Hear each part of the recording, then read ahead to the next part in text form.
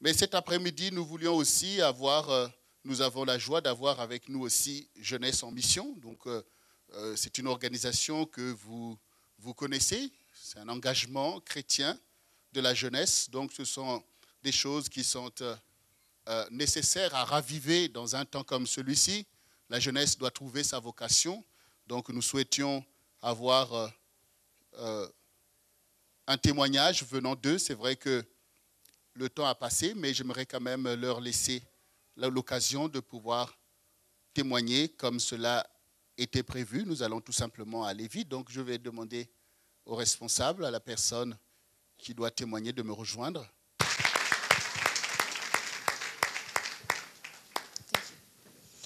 Alors, rebonsoir. C'est un plaisir pour moi d'être ici ce soir et de pouvoir vous partager un petit morceau de ma vie. Alors vraiment, mon témoignage, ça va être un encouragement, je dirais, aux parents et puis aux jeunes aussi, en fait. Parce que je suis passée par des moments un peu spéciaux, mais maintenant, je suis avec Dieu et c'est ça qui compte. Donc voilà. En fait, moi, je pense que j'ai vraiment rencontré Dieu, j'avais 6 ans. J'avais dit des gros mots à un copain et je me sentais mal. Et je me suis retrouvée toute seule dans la voiture de mon papa. Et je me suis dit, il faut que je fasse quelque chose. J'entendais parler de Jésus à l'école du dimanche, tout ça. Et puis j'ai demandé pardon à Jésus et tout. Et je me suis sentie bien après. Et j'ai dit à mon papa, j'ai demandé pardon à Jésus. Et maintenant, mon cœur est propre. Et il était ému par tout ça. Et donc ça a été ma rencontre avec Dieu, la première. Mais avec les années, en fait, je vivais dans un petit village. Et c'est pas facile d'être chrétien quand on est adolescent et quand on est enfant, en fait. Et j'assumais pas du tout ma foi. J'avais pas vraiment de relation avec Dieu parce qu'à cet âge-là, il y a beaucoup de choses qu'on comprend pas.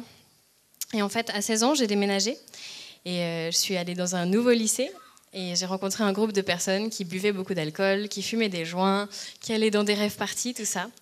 Et au début, je suis restée, je me disais, bon, ça va, je vais résister à tout ça. Et puis plus j'ai appris à les connaître, plus j'ai trouvé que ce qu'ils faisaient m'attirait et plus j'ai eu envie d'essayer. Et un beau jour, en fait, je m'y suis mise. Et puis en m'y mettant, je suis devenue un peu la reine de la boisson. En fait, finalement, j'étais même celle qui buvait le plus dans l'équipe après. Et tout ça, ça a duré 3 ans, en fait. 3 ans où j'allais dans les rave-parties, j'étais dans le milieu de la drogue, avec des gens qui ont fait des... Enfin, c'était vraiment pas beau à voir.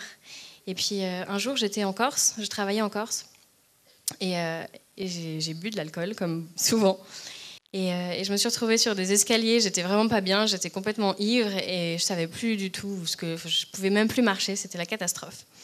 Et en fait, Dieu est venu à ce moment-là. Vous savez comme il fait quand il toque à la porte, avec sa diplomatie. Pas en entrant violemment, tout ça, mais il m'a juste montré avec amour ce que j'étais en train de devenir. Et il m'a posé la question, est-ce que tu veux rester comme ça? Ou est-ce que tu veux faire des belles choses avec moi? Et moi, j'ai dit, je crois que je veux faire des belles choses avec toi.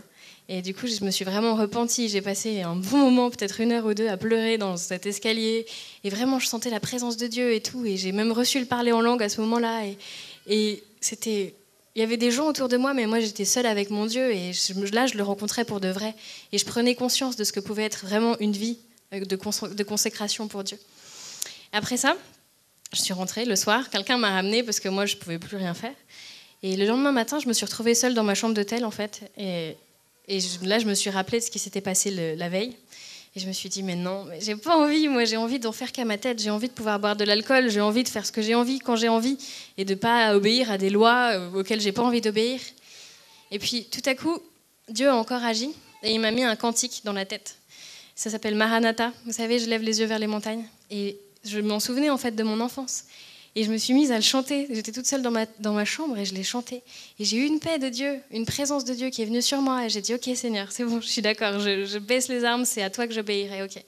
Et donc maintenant, ça fait 4 ans que je suis chrétienne. Et c'est vrai que je suis passée par des moments en fait, difficiles, où vraiment j'avais du mal à vraiment entendre la voix de Dieu, à avoir une relation d'intimité avec lui et tout ça.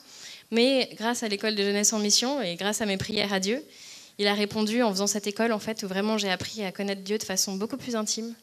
Et maintenant, je peux dire que vraiment, je vis l'évangile, j'ai la plénitude de Dieu, je peux lui parler quand je veux, je sais qu'il m'écoute et puis que si je lui obéis, il a vraiment des plans d'amour pour moi. Et donc, parents, franchement, moi, je sais que j'ai mon père qui a prié beaucoup pour moi, ma grand-mère qui ont beaucoup prié pour moi aussi, parce qu'ils ne savaient pas le quart de ce que je faisais, mais je sais que ça les inquiétait beaucoup.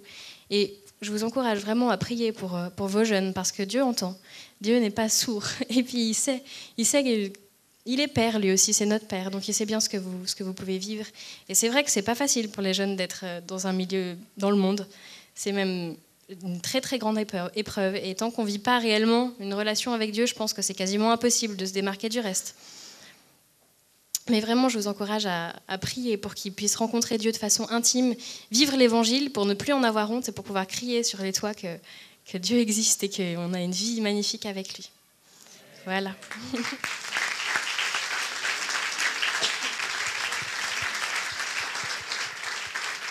Merci. Tu peux me rappeler encore ton prénom? Juliette.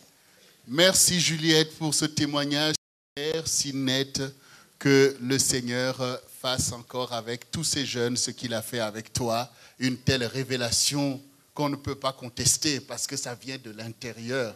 Que le Seigneur soit glorifié et continue à t'utiliser. Amen. Merci.